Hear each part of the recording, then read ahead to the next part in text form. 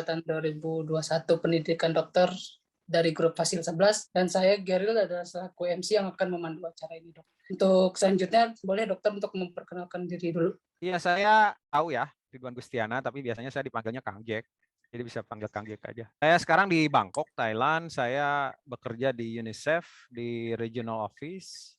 Posisi saya itu Regional Health Specialist untuk Immunization and Health Emergency. Jadi saya mulai di UNICEF itu waktu Tsunami Operation 2004. Saya FK Unpad angkatan 94, jadi masuk 94, lulus 2002. Saya kuliahnya lama, 8 tahun karena banyak main.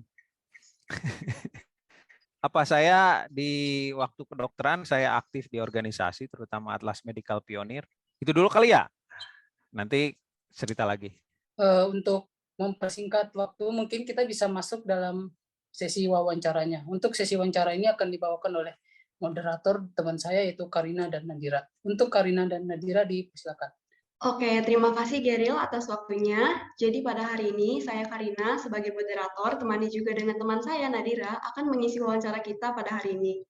Mungkin kita bisa langsung masuk aja ke pertanyaan pertama ya Kang. Kalau Akang sendiri nih sudah merasa puas belum sih dengan pencapaian Akang sekarang? Lalu untuk visi Akang sendiri ke depannya bagaimana ya Kang? Puas ya? Kalau buat saya alhamdulillah bekerja sesuai passion, dan terutama sih passion ya, dan motivation, dan beberapa hal yang memang sesuai dengan kompetensi saya. Jadi kalau sampai saat ini saya kalau ditanya puas, saya selalu bilang bahwa I'm grateful for what happened in career and also in life. Jadi maksudnya saya selalu bilang bahwa saya bersyukur dengan apapun yang terjadi dengan sekarang. Tapi mungkin maksudnya, dan ini juga bukan berarti posisi saya di sekarang ini kan tidak mudah untuk dicapai ya. Memang semuanya juga di plan gitu. Kalau dibilang puas, tentunya untuk saat ini puas, tapi tentunya saya juga tetap harus challenge myself karena kan memang saya masih di mid career kan, bukan di top career. Jadi tapi saya berada di sekarang sesuai dengan kompetensi saya dan sesuai passion saya gitu. Saya bekerja sesuai dengan background saya juga, dan ya alhamdulillah saya selalu bilang bahwa saya bersyukur dengan apa yang saya dapat sekarang, meskipun maksudnya tetapi bukan berarti untuk kalau dibilang puas ya saya tetap harus challenge myself lah. It's part of the career management, part of the life juga, bahwa when you get the position, when you have something, you have to always challenge yourself. Itu dulu kali ya. Oke, Kang. Berarti dari kita harus bersyukur juga dengan apa yang udah kita capai, tapi harus berusaha juga gitu ya, Kang. Sekarang boleh dilanjut pertanyaan kedua, Karin. Oke, Kang. Ini ada pertanyaan dari kita tentang kegiatan pada saat Akang dulu masih menjadi mahasiswa. Selama Akang menjadi mahasiswa, kegiatan apa aja sih yang paling berpengaruh dalam perjalanan karir Akang? Mungkin dari kegiatan seperti volunteer, internship, seperti itu.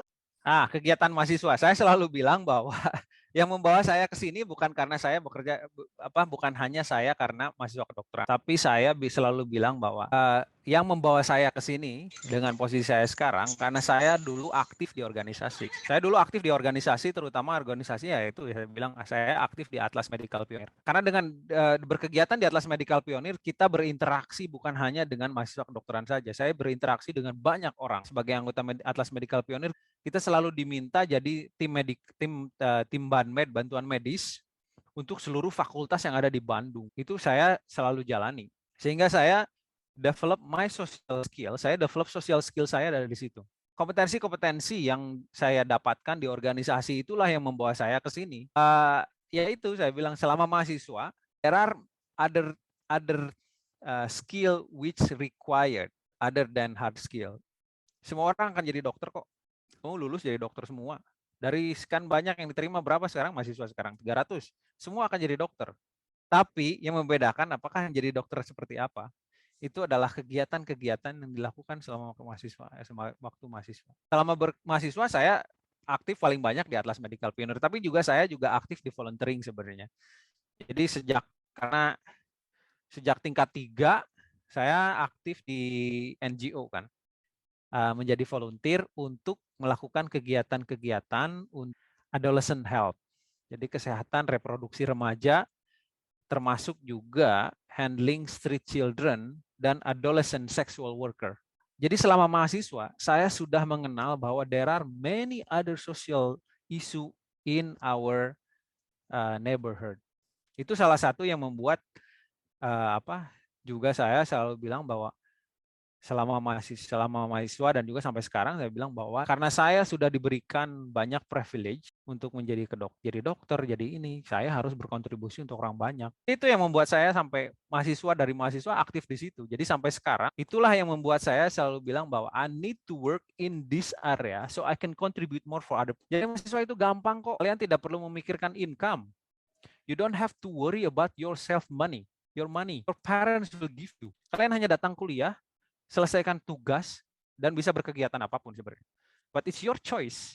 What other activity you can do after that? Develop your skill while you're being student.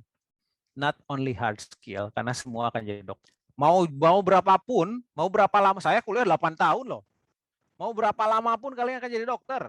Tapi your skill will give you something different. Jadi itu yang akan membuat kalian akan jadi lebih aware, lebih peka, lebih bisa compassionate. Dan itulah yang membuat saya ada di sini sih sebenarnya, membuat ada saya di sini, terus membuat beberapa achievement yang saya buat. Itu dulu kali ya. Banyak kan nanti. Oke, Kang. Berarti selain dari kegiatan pembelajaran akademik kayak di formal di kelas gitu, kita juga harus ikut organisasi yang non akademik ya, Kang, karena dari situlah kita dapat social skills yang tidak kita pelajari di kelas. Gitu. Oke, buat Karina boleh dilanjut pertanyaan ketiga. Oke, sekarang pertanyaannya lebih merujuk ke karir nih, Kang. Kenapa sih Kang Jack itu lebih memilih untuk terjun di UNICEF? Mungkin alasannya juga bisa sertakan dengan motivasi apa yang membuat Akang ingin terjun ke UNICEF ini, Kang? Sesuai dengan visi saya juga. UNICEF kan memang organisasi yang bekerja untuk anak ya, maksudnya untuk bekerja untuk child right regardless their group, maksudnya mau dimanapun seluruh dunia, namanya right itu semua orang punya, mau di mana, mau di desa, mau di kampung, mau di negara maju dan lain, semuanya sama sebenarnya. UNICEF adalah salah satu organisasi yang memang bekerja di situ dan bukan hanya di tingkat nasional kan, di global kan. Jadi UNICEF memang sesuai passion saya juga gitu. Jadi ya memang ini cocok buat saya. Sampai sekarang saya belum lihat lagi organisasi yang lain yang memang fokus di situ gitu. Memang ada beberapa organisasi, tapi menurut saya sampai saat ini saya udah berapa tahun di UNICEF kan dari 2005 ya, awal-awal sudah 16 tahun. Menurut saya memang sesuai dengan visi saya juga, sesuai dengan visinya, sesuai dengan passionnya, dan positive working environment, many other benefit buat keluarga baik, benefit buat anak saya baik, saya mendapatkan income yang baik, kemudian karir saya clear, karir saya jelas. UNICEF memberikan itu, saya bisa bekerja dengan lepas, berkontribusi untuk orang lain, tapi UNICEF juga menjaga saya dan keluarga saya. Oke, Kang. Jadi dari UNICEF ini karena udah sesuai sama visi dari Akang juga, terus udah sesuai passion, dan karena UNICEF juga kan global ya, Kang, jadi bisa mengurus anak-anak dari satu dunia. Gitu. Oke, dari jawaban Kang Jack tadi, pasti teman-teman di sini jadi lebih penasaran tentang UNICEF itu sendiri. Mungkin bisa diceritakan, Kang, mulai dari bagaimana proses yang dilewati Akang agar bisa terjun di UNICEF, kemampuan apa saja yang diperlukan, kegiatan apa aja yang akan melakukan sama di UNICEF ini sendiri, serta benefit atau manfaat apa aja yang akan dapatkan dari kegiatan tersebut, Kang. How you prepare yourself? Ini kuliah minggu depan nih. Kompetensi, your soft skill is the most important things. UNICEF mencari orang yang mau berkontribusi terhadap humanity. Jadi memang untuk bekerja untuk kemanusiaan kan. Kemudian di skill-skill yang ada required, kompetensi skill kan. Untuk seluruh UN biasanya sama, dia harus leadership skills, communication skills, social skills. There are many skill which is not hard skill. Jadi itu kompetensi, problem solving, communication, dan lain-lain. Dan itu tidak bisa didapatkan kalian waktu kuliah. Itu didapatkan ketika kalian berorganisasi dan menyelesaikan masalah. Misalnya problem solving ya, problem solving skills. Kalau kamu tidak pernah berorganisasi, tidak pernah memecahkan masalah, you don't have that skill, you don't have that experience. Apalagi ya, benefit. Berapa income saya sebulan atau setahun lah. Google aja itu public information lah. Benefit itu selain salary dan ada beberapa benefit lain. Saya di cover insurance, health insurance seluruh dunia, kemudian ada life insurance, dan salah satunya lagi anak-anak saya di cover untuk education-nya. Anak saya mau sekolah di seluruh dunia juga dibayarin sama UNICEF. Dan that's make difference. Makanya saya bilang bahwa saya bisa bekerja dengan maksimal karena UNICEF taking care my family too. Benefitnya itu adalah saya mendapatkan keseimbangan antara bekerja dan menikmati hidup. Oke, Kang. Berarti banyak banget ya, Kang, benefitnya dari UNICEF. Selanjutnya boleh dilanjut lagi, Karin. Oke, pertanyaan selanjutnya nih, Kang. Tentunya kan setiap orang punya fase-fase tersendiri ya dalam kehidupan. Ada fase di mana kita tuh merasa paling di titik terendah, ada juga fase yang justru berperan penting banget buat kehidupan kita. Nah, kalau dari Kang Jack sendiri, fase apa sih yang membuat Akang benar-benar kayak ngerasa di posisi terendah? Terus bagaimana juga solusinya untuk mengatasinya? Selain itu pula, fase apa yang paling penting dalam kehidupan Kang Jack? Salah satu yang penting adalah grits, katanya. You need to have a grits. Apa itu grits? Adalah strength to be able to get up when you fail. Jadi kalau gagal, itu kalian get up lagi dan more motivated. Itu adalah grit. Saya gagal banyak. Maksudnya kalau saya bilang saya jalannya mulus itu nggak mulus lah, jelas. Gagalnya banyak lah, jelas. Salah satunya adalah beasiswa. Saya kan tidak kuliah di Liverpool tidak mendapatkan full scholarship. Kenapa? Karena IPK saya jelek. IPK saya itu 2,7 waktu mahasiswa. Dan untuk mendapatkan beasiswa harus 3, lesson learn-nya bahwa at the end of the day you need to be idealist but also play their games. Jadi saya tidak akan pernah bisa mendapatkan beasiswa. Kenapa? Karena IPK saya jelek. Ya itu menurut saya gagal dari ditolak-tolak terus itu menurut saya maksudnya salah satu yang berat. Ditolak terus gitu kan. Tapi ya buat saya ditolak nggak apa-apa gitu kan. I try again gitu. It's okay to fail. It's okay. It's fine. Jadi selalu camkan itu. Kalau gagal biarin aja nggak apa-apa. It's not your time, it's not your choice, it's not your decision sometimes. Oke, ini pertanyaan terakhir, Kang, sekaligus menutup wawancara kita pada hari ini. Apakah ada saran serta motivasi bagi kita sebagai mahasiswa baru dari FK 4 ini, Kang Jack? Saya kayaknya udah jelas ya. Enjoy your life as a student. Don't forget, it's not only about hard skill. Everyone will become a doctor at the end.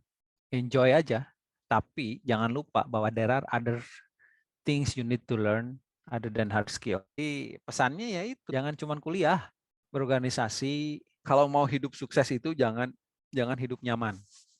You always need to challenge yourself. Jadi ya pesan saya, use your time wisely. Begitu kalian jadi dokter, your time is up. Kalian sudah selesai mempelajari semua, you will be faced with real world which much more harder. Kuliah berat hanya 10%. Koas berat kecil. Real world is much more sangat-sangat kejam. Beneran kejam. Kalau kalian tidak prepare yourself, you'll be washed away. Itu dulu kali ya. Banyak ya. Oke, Kang. Mohon maaf apabila ada kesalahan kata dari kami moderator. Selanjutnya acara akan kami serahkan lagi ke Geril selaku MC. Oke, terima kasih Nadira dan Karina untuk pertanyaannya, dan terima kasih juga untuk Kang Jack untuk penyampaian materinya. Dari materi tadi kita bisa mengetahui apa saja keuntungan dalam menjadi volunteer atau dalam mengikuti organisasi dan dampaknya dalam karir kita ke depannya. Terus bagaimana cara kita memanfaatkan privilege yang kita punya. Lalu ada juga cara terjun ke UNICEF dan persiapannya yang dibutuhkan seperti ada kompetensi, soft skill, dan problem solving. Kurang lebih begitu ya Kang tadi, Kang. Jadi untuk acara selanjutnya kita akan ke sesi penutupan. Enjoy your student life ya. Nikmati selama aja masih jadi mahasiswa. Kalau udah jadi mahasiswa berat. Enjoy. Oke.